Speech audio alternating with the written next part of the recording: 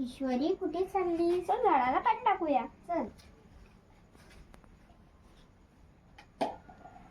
Wow, झाडाला तर कळी आली आहे. आता फुल येत. पण पानं पिंक पाहिजे होते ना.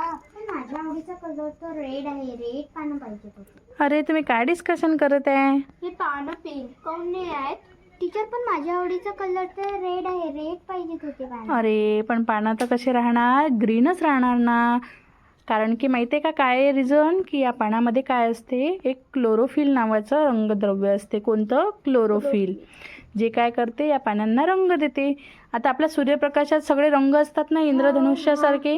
ते काय करते? बाकीचे सगळे रंग ॲब्झॉर्ब करून घेते आणि फक्त जो हिरवा रंग आहे तो परावर्तित करते. ग्रीन कलर रिफ्लेक्ट करते. म्हणून पानाचा कलर मोस्टली कसा असणार आहे? ग्रीन असणार आहे. बघा, सगळे झाडं तुम्हाला इथं ग्रीनच दिसत आहे ना. टीचर, पण एक हे पान तर येल्लो आहे ना.